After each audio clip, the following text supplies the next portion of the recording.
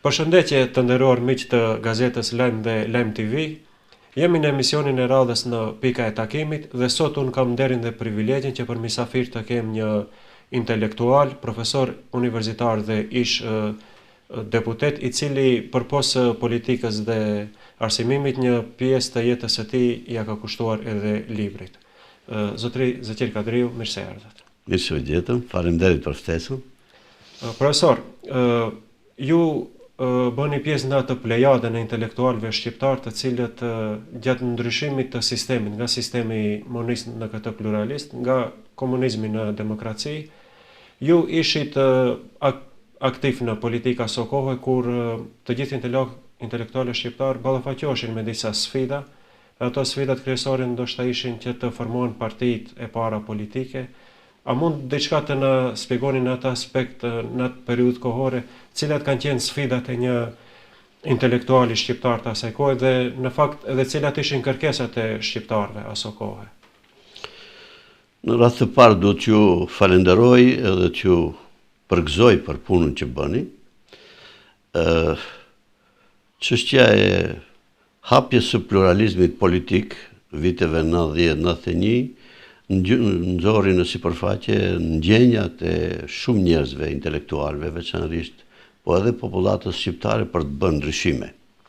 Ishte koha kur sapo ra komunizmi që kishte gjenezën prej Bashkimit Sovjetik, dhe më pastaj ajo reflektua edhe këtu në Ballkan perëndimor. Mbaj mend aso kohë refleksioni i parë ka qenë kur u formua në Maqedoni një parti politike maqedonase me në krye Goshevi. Dhe më njëherë pas asaj, lindën idetë për të formimin e pluralizmit politik edhe në radhën e shqiptarëve. Dhe si që dini vetë ju, unë kam qenë i rreshtuar në Partinë Demokratike Popullore në atë kohë, ishte një subjekt që u krijua mbas Partisë për Prosperitet, e cila ishte një lëvizje gjithpopullore, dhe kjo bë jo me qëllim që të kemi dy parti politike, por në konsultim me njerëzit të cilët natyrisht ne pam të arsyeshme të bisedojmë në Kosovë, mbaj mend aso kohë kemi shku te zyra e presidentit të Kosovës aso kohë Ibrahim Rugova, dhe mi konsultuar se a ja vlen që edhe ne shqiptarët në Maqedoni të kemi plus një parti politike, sepse më ishte themelu Partia e Prosperitetit Demokratik dhe në një grup intelektualesh, mbaj mend ka qenë profesor doktor Jusuf Rexhepi dhe një 20 intelektual të cilët kishin punuar në Kosovë, me titull shkencor të gjithë ishin, dhe donim të formojmë Partinë Demokratike Popullore në atë kohë. Qëllimi i asaj ishte që ne ta ngjallim pluralizmin politik. Por motoja ishte që i vetmi front të jetë me palën të cilën natyrisht na kishte bë obstruksione, na kishte diferencuar nga puna, na kishte bërë gjatë gjithë periudhës së komunizmit kur domethënë vepronte. Dhe aso kohë ishte një eufori, një mlef jo i tipit revanshist, por ishte një dëshirë për të ndryshuar sistemin. Dhe vërtet sistemi u ndryshua. Ne morëm bekimin nga Ibrahim Rugova që detyrimisht duhet të keni edhe një parti politike, po jo për të krijuar rivalitet të ndërsjellë mes vete, por ajo të reflektoj tamam për të pasur mes vete pluralizëm edhe në radhët e shqiptarëve, dhe ne aso kohë pastaj themeluam Partinë Demokratike një disa muaj më vonë, domethënë pas proshtetit, ka qenë atëherë në qershor të vitit 1991, sepse më herët ishte formuar, siç thash, Prosperiteti Demokratik.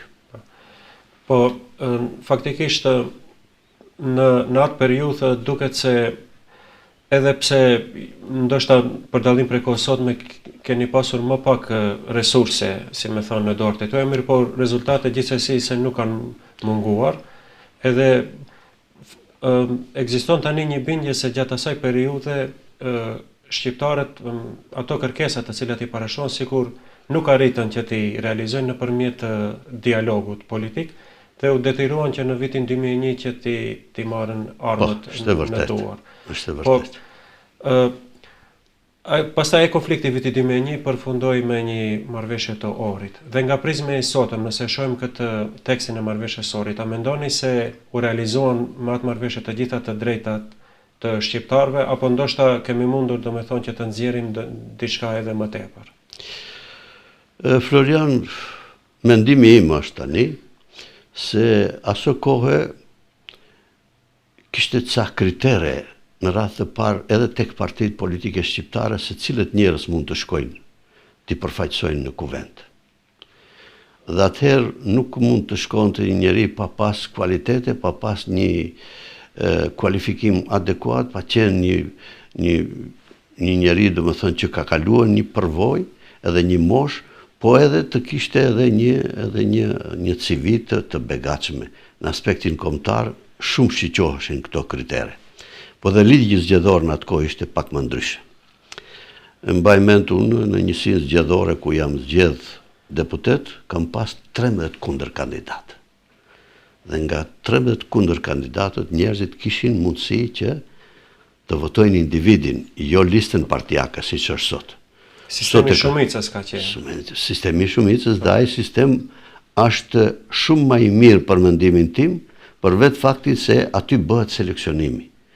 Jo të dvene simpatizanti ose kryetari i partisë në listë dhe ti të futesh në blokun atyre dhe njerëzit ti obligosh të votojnë partinë politike.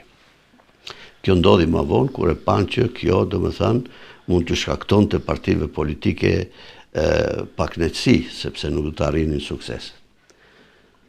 Problemet tona atëherë aso kohë kanë qenë dhe sfidat kanë qenë më të mëdha se sa sot. Aso kohë ne ende s'kishte ardhur ligjin e që të bisedonin. Faktikisht ne kishim barierë gjuhën. Ne e flisnim gjuhën maqedonishte dhe e flisnim edhe mirë sepse përgatiteshim. Por nuk është njësoj sikur atëherë dhe sot kur deputetët ose çdo kush ose ministrat ose përfaqësuesit tonë domethënë kanë një prioritet në atë aspekt.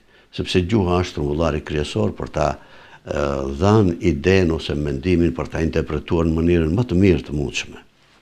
Këtë barierë ne e kishim aso kohë, megjithatë çështja deri në vitin 2001 ku thatë ju dhe marrëveshja e Ohrit ishte një kapitull i ri dhe ne edhe aso kohë shpresuam se është një hap përpara ndoshta mangësitë që i kishim ne në atë periudhë do të tejkalohen tani për një arsye tjetër, sepse u krijua një botkuptim tjetër për çështjen e ndryshimit të gjërave në Maqedoninë e Veriut. Për mendimin tim, marrëveshja e Ohrit aso kohë ishte një dokument dhe e kam lexuar disa herë, edhe pse nuk jam jurist, po detyrimisht i lexonim gjërat që të informoheshim më tepër. Dhe plani ishte që ajo të realizohej brenda 4 vitesh. Por partia që erdhi pastaj në pushtet, për fat të keq nuk arriti ta realizoj jo për 4 vite, por 20 vite sa ishte në pushtet. Dhe kjo ka shkaktuar pasoja të mëdha, pasoja të cilet edhe sot e kësaj dite ne sot ballafaqohemi me gjyqin kushtetues, a kemi të drejtë ta flasim shqipen, as kemi të drejtë. A kemi të drejtë të përfaqësohemi me sa jemi përqind, as kemi pa. Që është në kontradikt të madhe në krahasim me aktivitetet tjera, për shembull që bëhen për rreth nesh, le të marrim shembullin e Kosovës. Me 4% serb apo 5% sa janë, dhe plus nacionalitetet tjera, ato në nivel shtetëror kanë të drejtën e përdorimit të gjuhës, kanë të drejtën në mënyrë maksimale me marrëveshjen e Atisarit. Ndërsa ne me marrëveshjen e Ohrit çalojmë shumë këtë drejtim. Dhe sjellim ligje e fundit që është zgjedhur në vitin 1918 dhe sot e kësaj dite kontestohet. Sot ngrihet për shembull kryetari i gjyqit kushtetues dhe konteston, ngrihet atë tjetri e prish badinterin, ngrihet ai tjetri dhe këto obstruksione vijnë vetëm atëherë kur është një parti ekstremiste siç është VMRO-ja në pushtet. Sepse to janë parti, për mendimin tim, parti tollovish, këto ende se gjejnë identitetin e vet, as nacional, as kombëtar. Dhe herë kthehen gjatës, herë majtas. Po për fat të keq tani janë rreshtuar me bllokun e lindjes, me Serbinë dhe me Rusinë, gjë e cila ndikon shumë negativisht edhe në çështjen tonë kombëtare. sepse ne shqiptarët jemi aq sa jemi këtu dhe kur s'kemi dashur të themi që të na numrojnë më shumë, po gjithmonë na ka numruar më pak. Dhe kjo me të vetmin qëllim që ne mos jemi të përfaqësuar aq sa duhet. Por faji nuk është i tyre. Faji është i njerëzve tonë të cilët na përfaqësojnë që nuk kanë guximin t'i dalin zot çështjes kombëtare. Dhe kjo që nuk mund t'i dalin zot është edhe faji jonë si elektorat, si zgjedhës, sepse kujtuam se po heqim një të keqe dhe nga populli thot nga shiu shkuam në breshë. Dhe kjo ka pasojat e veta. Ka pasojat e veta, marrëveshja e Ohrit edhe sot e kësaj dite nuk është realizuar në tërësi. Kështu për mendimin tim duhet një marrëveshje e re, e cila marrëveshje do i definoj mirë gjërat mes shqiptarëve dhe maqedonasve. Në qoftë se ky shtet dëshiron të jetë një shtet ashtu siç e ka strukturën e popullatës. Në qoftë se ky me retorikën që ka nacionaliste don ta mposht elementin shqiptar, ka shumë gabim. E ka shumë gabim veçanërisht kjo parti që është tani në pushtet dhe njerëzit tonë të cilët kanë pak mundësi që ta mbrojnë çështjen kombëtare për të cilën kanë marrë votën e tyre. Unë nga ky emision u bëj apel atyre që të kenë shumë kujdes, sepse e din ato mandati i tyre është me vite kufizohet. Dhe ky elektorat të mos llogaritet si një elektorat do si do, po të llogaritet si një që e ndjek çdo hap të veprimit të tyre. Një gjë e mirë që mund ta kishim pranuar se u bë ishte çështja që u krijuan dy blloqe politike dhe ne thamë mirë që ka një pozitë dhe një pozitë. Po kjo tani vazhdon edhe mandej të thelloj përçarjet dhe hendeqjet mes vete. Në vend që të merret me atë të cilën duhet të merret, sepse kemi një front, ne nuk kemi me njëri tjetrin, s'kemi ne kur gjë. Ne kemi një front të cilin front nuk e shfrytëzojmë për të mirën tonë, por ne harxojmë energji duke analizuar çka bëri ti para 10 vitesh, para 20 vitesh dhe çka bëj unë sot. Pse se solle ti ket ligj. O vllai dashur, ai kaq ka mund të bëj, urdhëno ti bën çka duhet të bësh. Nëse edhe ti s'bën, atëherë çfarë përgjigje do më japësh? Faktikisht jemi në një situatë jo të përshtatshme, me keqardhje e them jo të mirë, dhe kjo duhet të jetë një mesazh i mirë për këta njerëz të cilët na përfaqësojnë. Profesor, deshte edhe një herë të kthehem kësaj çështje së marrëveshjes së Ohrit, ajo që shkakton ndoshta pak kontradikta apo një mjegull ndoshta që nuk dihet si të interpretohet, është çështja e preambulës së Kushtetutës. Në preambulën e Kushtetutës me ndryshimet e vitit 2001, në atë pjesën ku përmenden popujt, shqiptarët përmenden si pjesë e popullit shqiptar, bashkë me etni tjera që jetojnë këtu, si që janë turqit, romët dhe serbët, ndërsa maqedonasit përmenden kështu si popull shtetformues. Tani mua personalisht më intrigon ky termi pjesë e popullit shqiptar, për shkak se nëpër kushtetuta tjera të botës nuk është hasur ky term. Dhe tani ju pasi që jeni edhe gjuhëtar, si mund ta shohim këtë nga aspekti i gjuhës, por edhe nga aspekti i historisë? Pse shqiptarët të cilët këtu janë autokton, në preambulën e Kushtetutës përmenden si pjesë e popullit shqiptar, dhe a mund të ekzistojë për shembull në të ardhmen rrezikje nga interpretime që mund të na bëjnë dëm si popull? Shumë mirë ke, Florian. Në aspektin gjuhësor dhe kulturor, pjesë e popullit shqiptar jemi ne, sepse jemi shqiptar të cilët jemi në trojet tona etnike. Po t'i kthehemi më thellë historisë, historia na reflekton shumë gjëra të cilat ne jemi pjesë e ndarë pa të drejtë e kombit shqiptar dhe ndodhemi jashtë trojeve të shtetit am me marrëveshjen që u bë 1913 dhe 1918 në Londër dhe në Paris. Janë disa gjëra të cilat janë shumë mirë të definuara. Edhe me Kushtetutën e shtetit shqiptar, në nenin 5 thuhet që shqiptarët të cilët janë jashtë trojeve etnike kanë të drejtë të mbrohen nga shteti am, nga shteti shqiptar, ashtu siç e ka dhe Kosova në Kushtetutën e saj. Dhe kjo është një indikacion jashtëzakonisht i rëndësishëm. Por e keqja është se këtu tek ne, në Maqedoninë e Veriut, edhe pse jemi autokton, gjithnjë na kanë kualifikuar dhe na kanë futur në listën atyre nacionaliteteve, pjesë të të cilat i quajnë këta minoritete. Nuk mundet të quhet minoritet një popull i cili është në tokën e vetë, në vendin e vetë, dhe është në një numër të konsiderueshëm 30%. Gjatë gjithë regjistrimeve, Florian neve na kanë bërë hile duke na nxjerrur në numër më pak. Dhe e keqja është që tani 29.5% është sipas statistikave përfshirë këtu dhe her pas here duke hequr komunitetin shqiptar që jeton në Mërgim dhe duke e menjanuar me forma dhe mënyra të ndryshme duke nxjerrë rezultatet ashtu siç dëshirojnë vetë këta. Këta në esencë po ti numërojmë ashtu siç duhen janë më pak se 50%. Se shumica prej tyre janë bullgar dhe jo rastësisht shteti bullgar tani e konteston këtë. Një pjesë e tyre janë vlle, një pjesë e tyre janë turq, një pjesë e tyre janë rom, një pjesë e tyre janë ku ta diu nacionalitetet tjera dhe këto kur me statistika nuk e bëjnë atë për të cilën janë të thirrur. Por duke pasur pushtetin në dorë gjithmonë kanë bërë hile në këtë drejtim. Dhe ajo ka qenë në dëm të popullatës shqiptare që jeton në Maqedoni.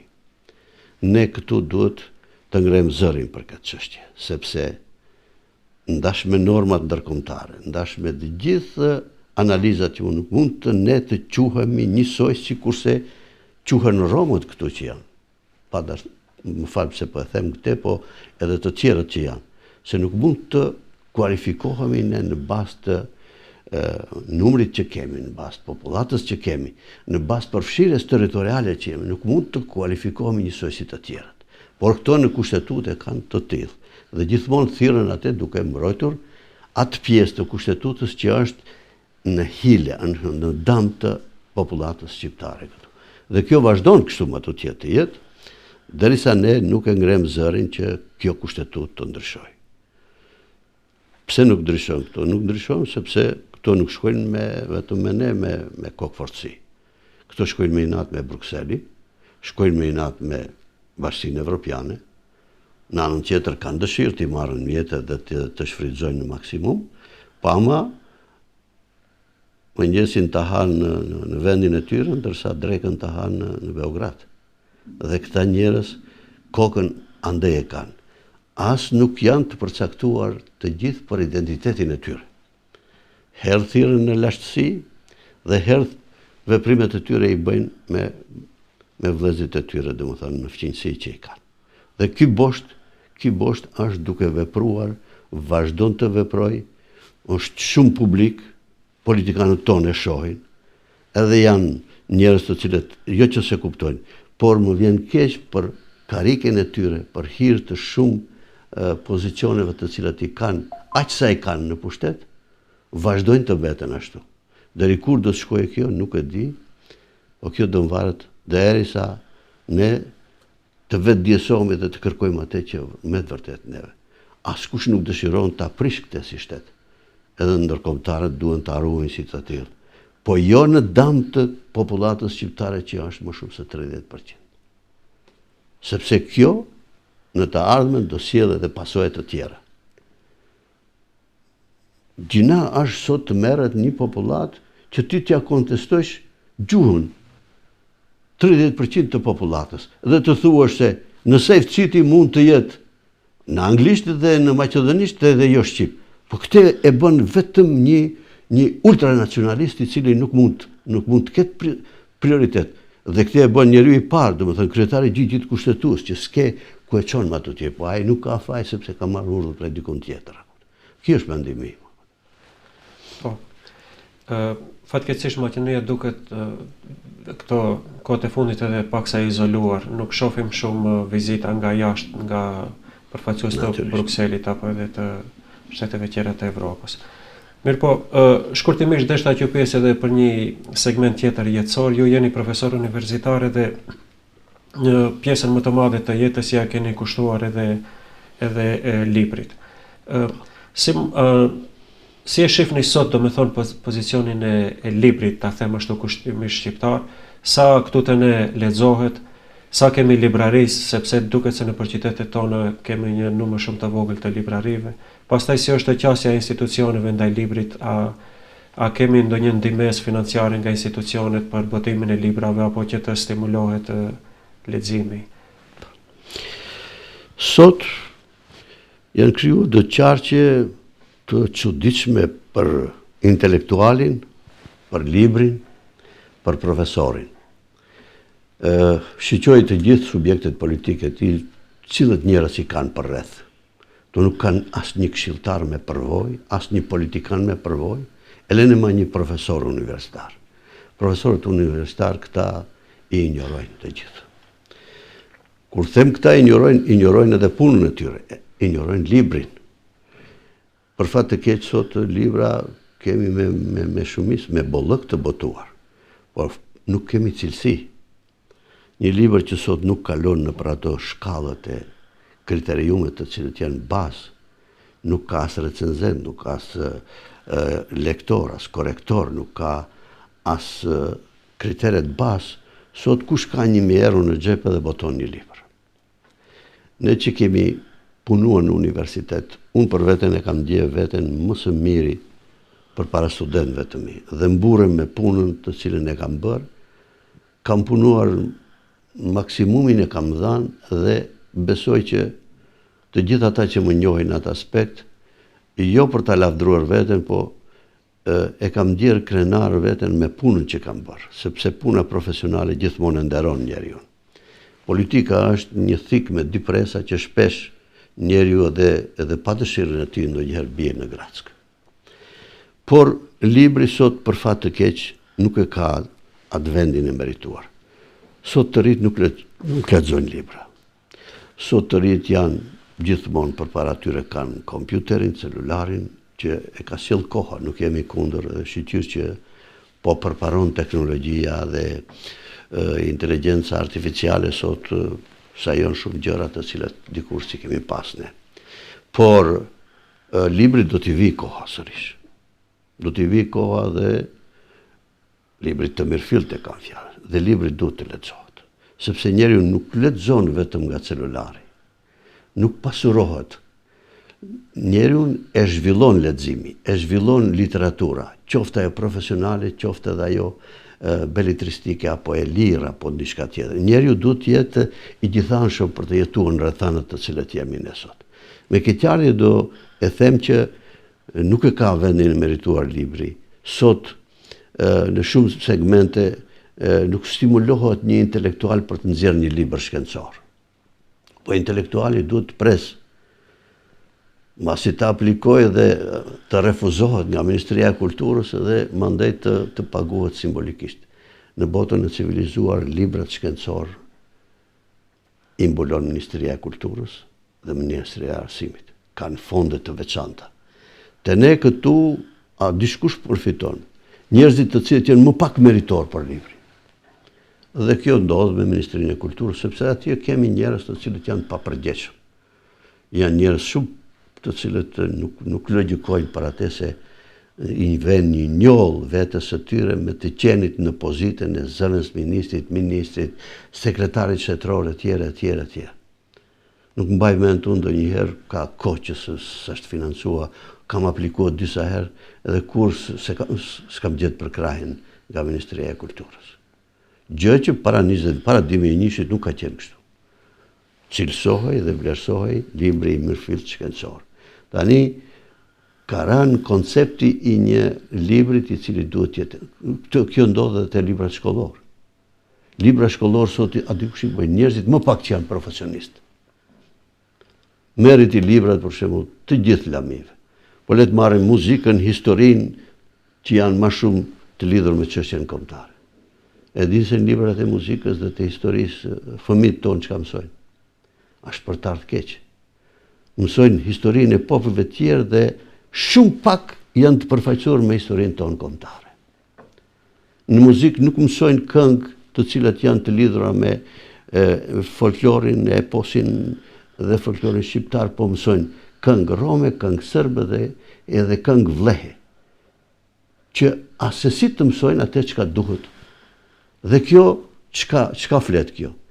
Në qoftë se don ta zhdukësh një popull, krijo arsim jo cilësor, jep diploma të cilat nuk janë meritore dhe stimulon njerëzit të cilët se din çka është kultura. Dhe mënjano ata të cilët janë të aftë dhe janë të përgatitur për shkencë dhe të cilët mund të kontribuojnë në një farë mënyre për të mirën e njerëzimit dhe të popullatës së vet. Ne nuk po kërkojmë këtu diçka jashta asaj që e meritojmë. Ne kërkojmë pjesën tonë, po dhe pjesën tonë për fat të keq nuk e marrim tash. Me keqardhje e themi marrin të tjerët. Merr shembull te Ministria e Kulturës, merr shembull te Ministria e Arsimit. Ja kemi një propozim ligj tani për Ministrinë, në Ministrinë e Arsimit. Tani du të merren edhe ingerencat të cilat i kanë institucionet, universitetet, të cilat i kriju me shumë sakrifica, po të cilët tani nuk luajnë rolin meritor. Unë bëj apel të rektorëve të universiteteve që të hapin syt dhe të kenë kujdes te kuadrat të cilët bëjnë mësim. Mjaft me nepotizëm, mjaft me shoqëri, mjaft. Nëse unë s'kam aftësinë që të dalë para studentëve mos më nxjerr mua, ani se më ke mik. Po do ta nxjerrish atë profesionistin të aftin i cili ka merita, sepse bëhet fjalë për zhvillim dhe emancipim të gjeneratave. Gjeneratat tona nuk kanë nevojë të ndëgjojnë prallat e gjyshës si kanë dëgjuar. Ato kanë nevojë të bëjnë shkencë. Sa u japim në shkencë mjaftueshëm atyre që ata të jenë sot në nivelin e duhur. Ndaj edhe kur shkojnë në për institucione tani, kemi fillu të ndjejmë mangësinë e jo profesionalizmit në shëndetësi, kemi fillu të ndjejmë në arsim, kemi fillu të ndjejmë në kulturë edhe çdo kund tjetër. Dhe ky është rezultati, domethënë. Duam apo s'duam ta pranojmë, ky është realiteti. Unë kështu mendoj, Florian. Edhe ki problemi me librat shkollor ku hasen shumë mangësi dhe shumë defekte posaçërisht që janë në dom të popullit shqiptar, siç duket akoma vazhdon i njëjti avaz dhe nuk asesi nuk përmirësohen ato libra shkollor. Pse është aq e vështirë një libër shkollor ku hasen ato gabimet që të ndryshohet? A me të vërtet ka shumë procedura për të ndryshuar një libër? Është shumë e thjeshtë, Florian. Shumë e thjeshtë. Unë ka punuar në Biroun e Zhvillimit të Arsimit një kohë. Dhe jo për të mburur, po nuk ka mund të kaloj asnjë libër pa kaluar në filtrin të cilën si ekip i kisha caktuar njerëzit profesionistë që do merren, secilin fushën e vet. Ekzistojnë ato grupet për shkencat shoqërore, humane, shkencat sociale dhe të tjera, juridike e kështu me radhë. Por ne kemi pas nga viti 2001 e këndej disa ministra të arsimit. Çdo respekt për individet dhe njerëzit. Por nëse ti nuk e ke në kontroll aty ku del libri, ajo është Biroja e Zhvillimit të Arsimit. Dhe aty ku sajohen ekipet që do merren me përpilimin e teksteve shkollore që të mësojnë fëmijët, e ke kot. Ministrës Arsimit atje dhe zames ministri ja çojnë të gatshme dhe ajo vetëm e shikon, është marrë vendimi për dalë filan libri, ai nuk e shikon kush janë autorët dhe sa janë profesionistë ato. Këtë e bën Biroja e Zhvillimit të Arsimit. Cilët njerëz i kemi në Biroën e Zhvillimit të Arsimit sot? Nga 25% që kanë qenë përfaqësuar diku sot janë as 5%. Sepse ato kanë mekanizma për t'i menjanuar, për t'i hequr, dhe mandej dalin tekste shkollore të tilla, domethënë me shumë gabime, jo gjuhësore, po gabime të karakterit historik, gabime të karakterit nacional, plus edhe lansohen edhe fyerje. Edhe fyerje në dëm të popullatës shqiptare. E keni pas rastin me librin e historisë, me librin e muzikës, me librin e sociologjisë, edhe x libra të tjerë të cilat i kemi kontestuar dhe i kemi. Ti kthehemi për një moment përsëri prapë politikës, sepse keni qenë edhe aktor politik gjatë viteve të 90-ta edhe ish deputet. Si e shihni sot, do me thonë, politikën shqiptare në aspekt e kam fjalën të partive, sepse gjatë viteve të 90-ta kemi pasur 2 parti, pastaj pas një periudhe më të gjatë kemi pasur më shumë parti, opozita ka qenë e përçarë, edhe tani këto 2 ciklet e fundit zgjedhore përsëri kishim vetëm 2, do me thonë kishim një sistem bipolar, një vleni dhe një front i evropian, do me thonë një pushtet dhe një opozit. A mendoni se ky sistemi 2 partijak ju bën mirë shqiptarëve dhe nuk është mirë të përçahen në më shumë parti? Apo ndoshta ekzistimi më shumë partive edhe për demokracinë ndoshta është edhe më e shëndetshme. Cili është opinioni juaj për këtë sistemin dy partia? Për mendimin tim, duhet të ketë pluralizëm politik.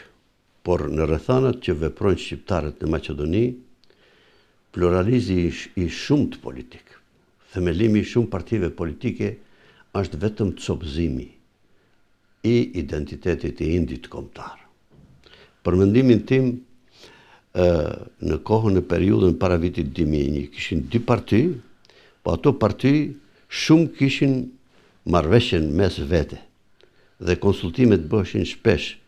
Ishte një front përpara, di është se me cilin kemi ne vështërsi për të ballafaquar. Për fat të keq, një periudhë erdh tek përçarja. Dhe ajo bë thjesht për interesat e individëve, të njerëzve të cilët kishin ambicie karrieriste për të ardhur në pushtet, për të heqë njërin, për të ardhur tjetri e kështu me radhë. Dhe ai balanc u prish.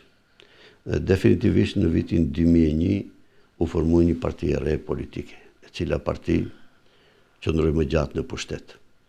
Por partitë që u formuan më vonë ishin rezultat i mos suksesit të asaj partie, sepse edhe ajo parti nuk homogenizoi njerëzit e mirëfillt intelektualët që t'i bëj bashk, po përkundrazi krijoi grupacione dhe nën grupacione të shumta. U themeluan parti, sot nuk e di sa kemi në numër të regjistruara. Këta dy ciklet e fundit, sikur u vetdjesuan pak dhe mirë u bë që u krijuan dy fronte. Për mendimin tim, dy fronte janë të mjaftueshme, por jo të jenë kaq të përçara. Përçarja që tani, domethënë kohët e fundit, nuk rezulton pozitivisht për themelimin e një partie që të quhej vlen dhe të asaj tjetrës që gjoja se u reformu, pa ajo ka nevojë shumë të reformohet edhe më tepër, sepse kanë për brenda ka individ të cilët janë të konsumuar për stepërmi dhe ato nuk mund të kontribuojnë më ato që i kanë harxhuar të gjithë fuqitë e veta intelektuale, politike e kështu me radhë. Duhet të jepet shansa brezave të ri, njerëzve të cilët janë të aftë, që janë të përgatitur, që janë të stërvitur në fusha të ndryshme të politikës dhe duhet të profilizohet politikën duhet ta bëjnë politikanët. Njerëzit të cilët i kanë edhe përgatitjet profesionale dhe të tjera. Tani, në qoftë se ky front nuk unifikohet, sepse vetë fakti që po zgjidhen dy kryetarë në një parti që do quhet vlen, flet shumë për mendimin tim. Do thënë nuk kanë besim te njëri tjetri. Dhe këto shqip çka kanë bërë, kanë feudalizuar politikën shqiptare. Njëri ka marrë Tetovën, tjetri ka marrë Shkupin, tjetri pretendon Strugën, tjetri Kërçovën, tjetri një komunë tjetër Kumanovën, ku ta di bile Kumanovën prej kohësh e kemi humb. Dhe këtë vit e humbëm edhe Kërçovën, ka gjasa që matuqie me këtë sjellje ta humbim edhe Strugën, edhe shumë gjëra të tjera. Pse ndodh kjo? Sepse ne kemi përçarje serioze në mes veti. Nuk ke një njeri kombëtar, një shtyll që do ta homogenizojë këtë, po kemi njerëz të cilët e feudalizojnë politikën shqiptare. Njësoj si në kohën e feudëve atje. Unë jam zotni dhe jam në Tetovën time, ai tjetri është në Shkup, ai tjetri është në komunat ku janë me shumicë shqiptare. Kjo nuk i bën der as politikës shqiptare, pa as çështjes për të cilën ne duhet të krijojmë një politikë më të shëndosh. Të lëmë anësh interesat individuale dhe çdo kush që pretendon se më shumë se 2 mandate do ecë atutje e ka gabim. Konsumohet njeriu brenda asaj periudhe dhe duhet të vinë në shprehje gjeneratat e reja. Jo të nxjerrin brylat njëri tjetrit, po të japim përparësi gjeneratave të reja, sepse ato janë pjesës e ardhmes. Ato duhet ta krijojnë. I kemi të shumt ne ato. Ti merr shembuj të shumt në universitete ku punojnë. Merr shembuj të shumt njerëz të cilët nuk arrin ta gjejnë veten në politikë, mandej i bartin, i çojnë nëpër universitete. U japin vetë punë, domethënë ato ruajnë klanin e vet brenda llojit. Dhe kjo nuk i bën mirë çështjes shqiptare. Ne nuk jemi aq shumë që ta diferencojmë njëri tjetrin. Neve na kanë diferencuar goxha gjatë në kohën e komunizmit. Unë sot e ndjej barën e diferencimit të disa njerëz. Në moshën 70 vjeçare më kanë vënë në stop listën e njerëzve të cilët janë të papërshtatshëm kur kalojnë kufirin. Çka do thotë kjo? Kjo s'ka qenë në kohë të komunizmit. Edhe njeri i cili është kompetent për këto thotë nuk e kemi në dorë këtë. Kush e ka në dorë këtë? Kujt i krijon barierë tani në këtë kohë?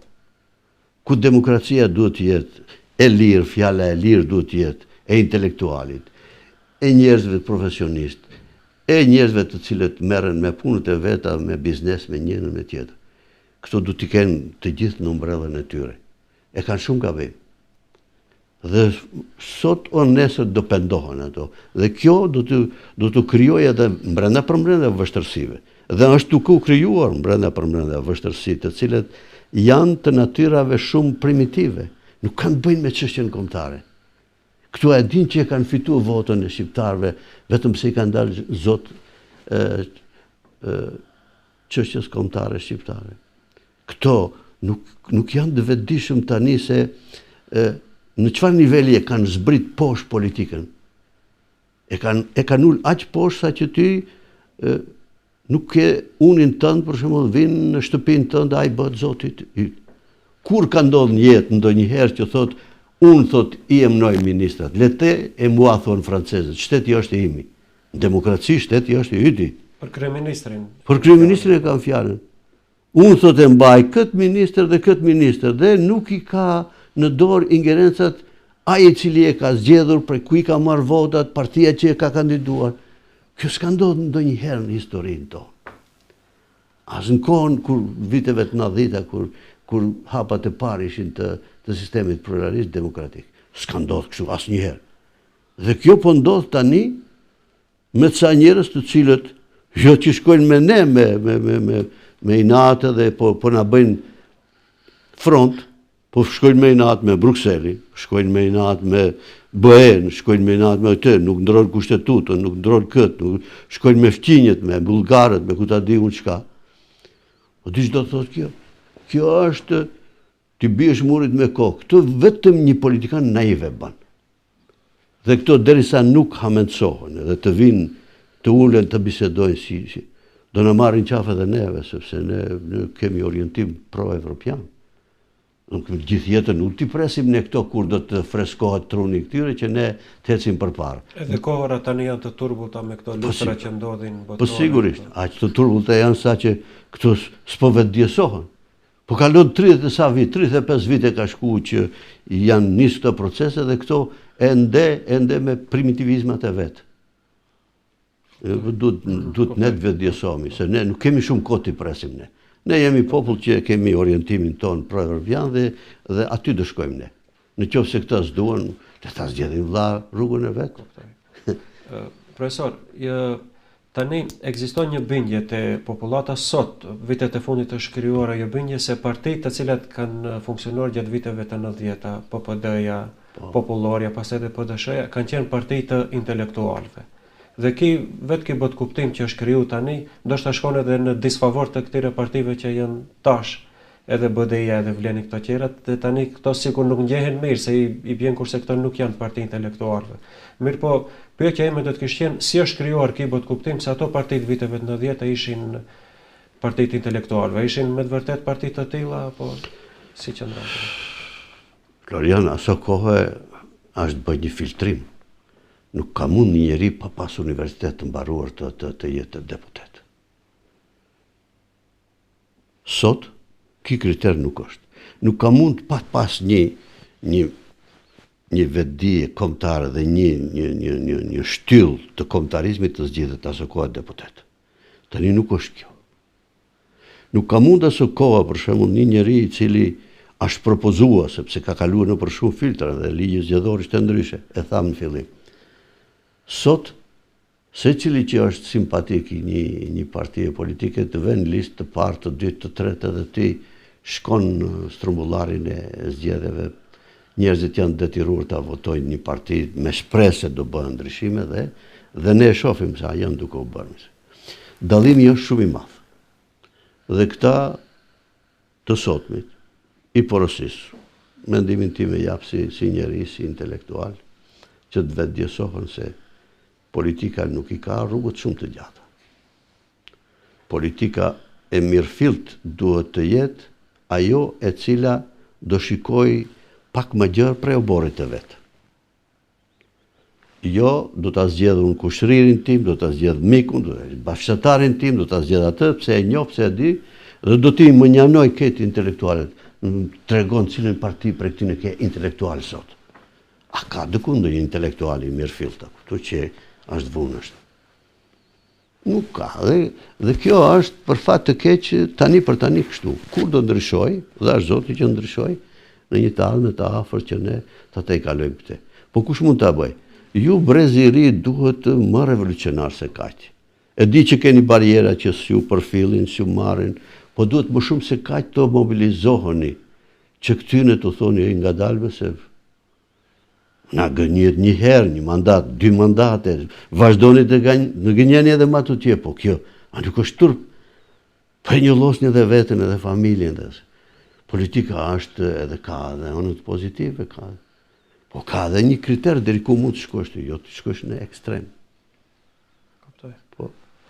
Profesor, këto ciklet e fundit zgjedhore, po ndoshta edhe më herët është këtu shifet se mund të shifet edhe nga aspekti pozitiv edhe negativ, ndikimi në politikë bërjen tonë nga Tirana zyrtare dhe nga Prishtina zyrtare. Më saktësisht tani dihet, ajo është sekret publik se opozita e tanishme është më e afërt me Tiranën zyrtare, ndërsa kjo pjesa që është në qeveri janë më të afërta me Prishtinën. Dhe duket sikur Edi Rama e kontrollon opozitën, ndërsa Albin Kurti e kontrollon pushtetin. Po sa mendoni se këto ndërhyrje janë në favorin ton, të neve shqiptarëve që jetojmë këtu, dhe kemi ne kapacitete kështu që të krijojmë politikën tonë autentike? Ne kemi boll, kemi mjaftueshëm kuadër që të krijojmë politikën tonë autentike. Por shteti shqiptar ka të drejtë të përzihet, ashtu siç ka edhe shteti i Kosovës. Ne natyrisht se kemi nevojë për paternitetin e tyre. Në suazat asaj që e mundson kushtetuta dhe ligjet. Dhe jemi të vetëdijshëm për atë. Por ka një gjë më të madhe, sepse burimi qëndron tek përçarja në mes 2 krerëve të 2 shteteve. Dhe kur ata krijojnë 2 bloqe, atëherë çalon politika jonë në brendshme. Në qoftë se ato do të ishin të unifikuara, politikat e jashtme të tyre të unifikuara, jo për të ndarë në bloqe, do ishte më e shëndosh politika. Kështu siç është duke vepruar, nuk është e shëndosh. Dhe bile është e damshme për këto, minimizon autoritetin e politikanëve të cilët janë këtu aktualisht. Unë jam për t'i respektua figurat politike të cilët janë në krye të njerit të shtetit tjetër, por jo deri në atë pikë sa që t'jemi edhe servil të tyre. Sepse atëherë ç'kuptim ka politika që bëjmë ne këtu. Politikanët tonë duhet të jenë bashkëpunëtor, por jo të njëanshëm. Unë ka ardhur keq një herë në Shkup kur kanë qenë të 2 përfaqësuesit edhe i kanë ndarë në 2 bloqe politikanët tonë. Nuk është mirë, nuk është e shëndetshme për politikën tonë. Duhet të jemi më unifikues, më bashkëpunues. Po në interes të përgjithshëm të çështjes tonë kombëtare, jo në interes të grupacioneve të cilat ne i kemi formuar tani. Dhe këto grupacione krijuan pastaj frustracione të mëdha edhe në radhët e partive politike të brendshme. Sa herë u coptuan dhe u ricoptuan këto subjekte politike dhe si të tilla edhe sot janë ashtu. Unë nuk e di përse çojnë natë mes vete edhe politika e Tiranës edhe e Prishtinës për të ndikuar më pastaj edhe të subjektet politike që janë këtu. Do t'ishte mirë, do t'ishte e shëndosh që ato të rrishin pak më anësh dhe t'i lenin të punojnë partitë politike shqiptare këtu, po në format të cilat mundësit edhe i kanë. Se këtu kemi kapacitete intelektuale. Po ato nuk janë përfshirë në subjektet politike. Dhe kjo ndodh që më pastaj këtemi të rezultat kemi. këto mangësi kemi. Kjo është. Profesor, unë ju falenderoj për këtë bashkëbisedim kaq të hapur dhe kaq të sinqert dhe ju falenderoj për kohën që ndatë të jeni pjesë e emisionit tonë. Ishte respekt edhe për mua, ndoshta në ndonjë aspekt kam shfaqur idetë e mia, po këto janë personale.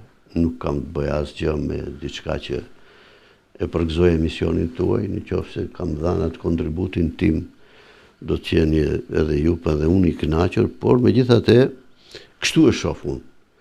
Dhe dash Zoti që në të ardhmen të kemi konstruksion më të mirë në çdo aspekt edhe të ecim përpara. Juve edhe një herë ju falenderoj për emisionin që bani. Faleminderit edhe një herë. Faleminderit.